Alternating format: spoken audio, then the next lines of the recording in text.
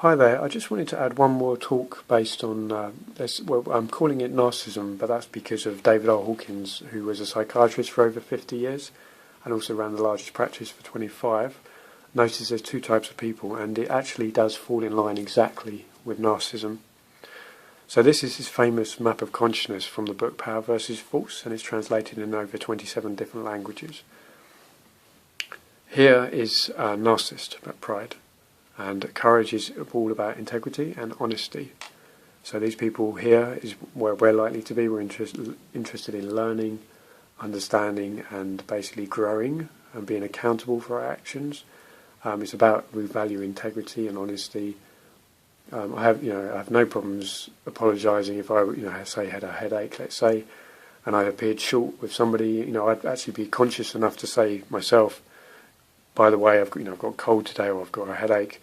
If I look, if I felt when I talked to somebody I didn't come across speaking clearly towards them, and showing that I'm viewing them as another human being, let's say, I would be, apologise, if I seemed a bit abrupt there. I've got a cold, I've got a headache, it's not. And equally, if they felt they needed to talk to me for that reason, they felt I was, not pleasant towards them. I'm just being very realistic.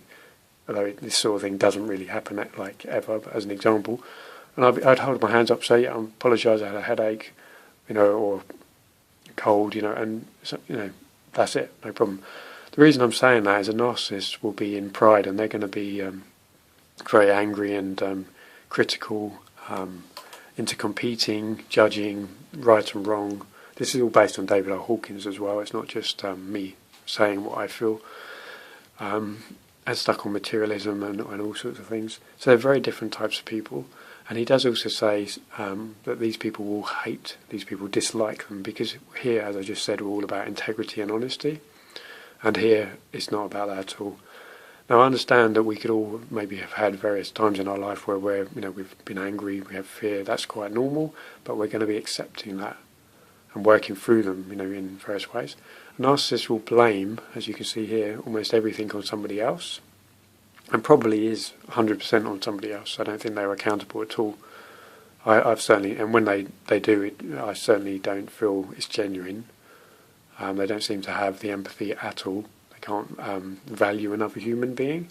To, as I was saying, as an example, I would actually offer myself to say to somebody, I'd go maybe speak to them afterwards if I knew I was a bit short with them or a bit abrupt, and I'm in pain, let's say, as an example, or I had a cold. A lot of people do that, but narcissists, they tend to be, they have an excuse to be hateful and angry towards somebody else, and if you dare to talk to them, then you're going to get blamed for it.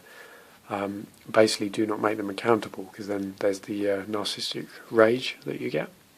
So, to me it seems insane that I'm saying this, and that there is two types of people, and it is insane the experience of being with them. But time and time again, I'm hearing and reading of the same things online.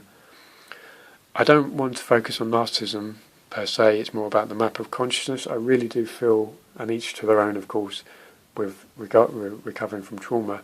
But it's something to let go of and move away from. Now, I appreciate that may be not where you're at right now, or even for a long time, even for a few decades. But there was a great upload one of the gentlemen did, who's got a lot of followers. I'll put that in a playlist shortly, and I would probably call it something about letting go of the energy of narcissism. But he actually said that himself. His talk is about that, although he's doing ebooks as well and has a mass following. I do agree that's part of the healing, but of course accepting trauma, if it's there, is also, the major, the first part.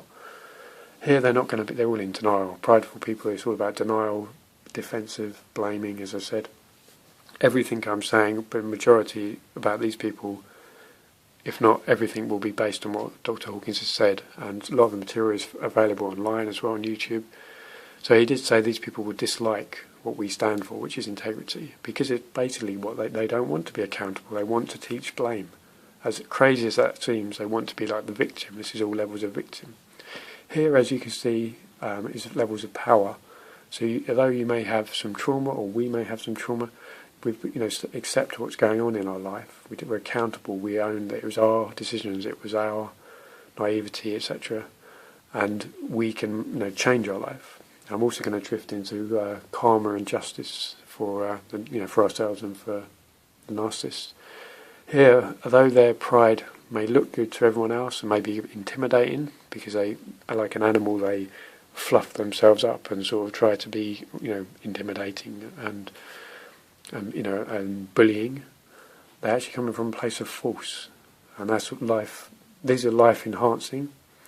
These are not. These are damaging to life, which will be to themselves. They don't have to be damaging to us, but I totally agree with no contact and stay away from them. But equally, if you have to be in contact with them in court scenarios or just anyway, if we have children with them, they don't have to affect us. Even when we're in a relationship with them or whatever it was, they don't have to affect us with their regular anger, although they're likely to be very difficult to deal with. So these people are dishonest to themselves. They're very, I would say they're majority of the time liars. As Dr. Hawkins says as well, they come from a place of desire, which is always seeking happiness outside of themselves, like the narcissistic supply. That will be in possessive of children, of partners even, jealousy, because of if they want something, they can lose it. And then you've got all these crazy emotions they've got going on. And basically, stuck on materialism. They're rating people on status. But I wanted to get more into something. If you want to hear more about this on one of my other talks here, I wanted to cover some areas which I haven't talked about that he's mentioned as well. Because once we understand and frame it, there's two types of people. Then it's something we can move on, let go of that energy. Even if I understand my situation is incredibly complex, my personal life with the people that have been involved. But if anyone's come to here to find this talk and searching online, obviously you're looking for some sort of help, as am I. I'm not trying to be a teacher at all. I'm trying to share what has helped for me. But a lot of people I noticed are from the groups I was in and looking at, or one particularly, and speaking to some people as well, are very much into spirituality. Now, we don't have to go into that in a way that scares people off, but it gets to an extreme with these type of people that you cannot deal with them. They cannot be dealt with because the smear campaigns, the lies, the cover-ups, the playing victim, which is what all these people do. It gets to such a level that you cannot deal with it. So that can obviously cause trauma, but it can also cause people to go into spirituality. And if it's not about when I say spirituality, we're talking about something with a higher power, and that's it. I'm not talking anything more than that. This is about an inner emotion. If the inner emotion is peaceful, because we've let go, and blissful, and some people call that enlightenment, then, that's relevant. That's how David R. Hawkins' life went. But at the end of the day, we want, as I was saying, justice, let's say, for ourselves. So it seems to me incredibly common from the people I've observed, let's say, and spoken to, that spirituality is part of a person recovering from a narcissistic person in their life. That's something that's really common. Narcissists, their wound that they have, which is what sort of changes them from an early age to being very different people, causes them to project. Now, they will have, as I just said, a desire for happiness outside of themselves. They've likely been neglected emotionally. Their emotions totally ignored, bullied down, abused in all sorts of ways. So they're basically trying to, with a tremendous void, work up this scale where we may have started at courage, integrity, and had good values instilled upon us, and then maybe dip down, working on things, aware that we are responsible for how we feel. Or it's not a competition, obviously, but this is a fact that he discovered in people. So we obviously do not want to be a narcissist because their lives are very unpleasant, and we've maybe tried to help them. But their lives would have started off often very different from ourselves, and they haven't recovered from that narcissistic wound. So they've been neglected emotionally and had all sorts of materialistic values thrown upon them, pressure, competing. Again, most of this, if not all, will be what David R. Hawkins has corroborated, so I'm just repeating it. So they're into materialism, they're into desiring outside of themselves for happiness. They're into pride, which is what the image of what they look like, which is status. So of course they're quite happy to hate on people and compete and trash people with smear campaigns. To people here, it's like, what on earth? That's not the rules we play by. But here they haven't moved past that. So I want to talk about justice. If we're seeing them as prideful, they can be very intimidating, but that's actually down to us viewing them that way. And that's why I also talked about moving on from a narcissist, the energy that we give to the subject. It's very helpful in the healing.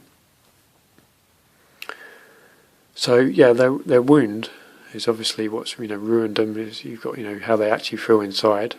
So they're viewing life this way: miserable, hopeless, tragic, and they're trying their best to maybe being angry and got to a prideful state where they're looking at their achievements and competing and seeing I'm better than you and rating people, and they had they're just like a very damaged wild animal in a way. We're here where it's like we just want to talk and communicate. So I wanted to talk more about the actual justice, if you like, and karma, you could say. So karma is actually about within. It's not necessarily about what's going on the outside world. They may have managed to grab all sorts of, have a castle surrounding them and all sorts of finances, let's say. But they're going to be depressed. They're going to have used force to get these things. They're not, these are not energy enhancing. That's why they're forever got that endless void where they're desiring for something outside of themselves. It's never enough. And they're very angry if they lose things. Or comparing themselves, competing with others. We're like team players. We're trying to communicate with each other. If we had a relationship with them or a family member, you'd be more interested in trying to communicate and get to know them. But here it's about forcing their view upon us. If we try to talk to them, they're likely to project. That's the other subject I wanted to get to. Because they have a very twisted mentality, the projection side, which has been mentioned online, not too much from what I've seen. I have seen a couple of people mention how difficult it is to deal with. David R. Hawkins talks about the reason they project is because they feel guilty within. And it's a subconscious defense mechanism. They know they shouldn't do it, be abusing you or critical and in a very unpleasant way and shutting you down if you try to talk to them. So they immediately go into a defense mechanism because they know they shouldn't be doing it. So they just say it's you. Now that's something that can be very difficult to deal with because basically they're not people who are willing to play by the same rules and help out and evolve. Whereas here we want to, carry on connecting with people and build friendships and relationships and work up to a deep understanding within ourselves about life and obviously with others as well. But here is, as I said, they're into the competing side and it's not life enhancing, so it's competition. If I can just cover that a bit more as well, the projection is actually, it's, as I mentioned before in one of my other talks, is like if a child, although I wanted to cover something else as well, if a child is caught stealing, they may blame it on somebody else. That's a perfect example. Or they may deny something that's happened right in front of your face. That's exactly what a narcissist is. They haven't learned the ability, and to say they're a naughty kid, it's sort of true, but it's also they haven't actually had good values instilled upon them. They don't value them. They haven't moved out of the playground, as has been said by another counsellor online. And they're still playing by playground rules, and to be honest, some children in the playground are actually more mature than a so-called grown-up narcissist. So they know, it's like a subconscious knowing that they shouldn't be doing this. They know what the rules of the world, and they've been maybe held accountable for something they're doing, which is maybe, calling somebody effing this and effing that, and abusing them and calling them an idiot, and just never saying sorry, always just harassing somebody. That's an example. If you maybe try to talk to them, or just anyway. So then if you try to talk to them, you're maybe you're controlling, or you're abusive, and you can talk to them very civilly and calmly, but they just want to, they just throw it straight back at you. So I'm just explaining David R. Hawkins noticed that as well. That's a bit more depth on projection. I've certainly experienced that. I disowned a father. Me and my brothers disowned a father for like 30 years, and I've had recent contact. He's not changed one bit. Without saying any more to it, that's probably the least I need to say. Just seeing how many more minutes I've got left. So I think the only other thing I didn't cover was divine or karma, let's say. Now, we all want to move on and have a great life. As I mentioned about the great video is talking about, from another gentleman talking about letting go of the energy of narcissism. That's why this is probably going to be my possibly last talk on it, because I agree with him. I don't want to focus on that subject. It's not denial. I'm quite happy to talk about it. If anyone wants to talk about, my life or theirs, or help or court things or anything, I'm quite happy to see what I can do to reflect and, help out if possible. Equally, if you have trauma as well. But, we're all at stages where, what feels relevant for us. So he mentioned himself about letting go of the energy, because there's a lot of people bring a lot of their baggage, their trauma, and that's wonderful, because we all learn. But it's also time to let go for us at various stages. And I found this probably has been very beneficial and helpful for me, for why I did not have the same difficulties, although I've certainly had them in a lot of other ways, without going into it. So the karma is actually the justice that we get and the narcissist gets for what they've done, although we have to really understand they actually are very damaged people.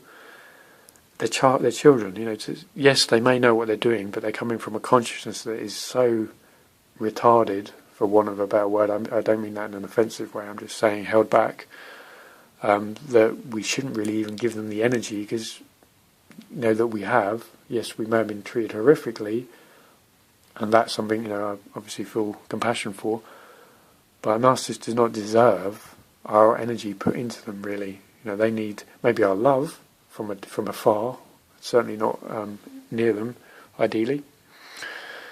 So the justice is actually already occurred. They may look good to others, they may have short victories, because all they're interested in right and wrong and winning, as he says, David R. Hawkins says, and competing, surface living, and smearing us to look good on the surface.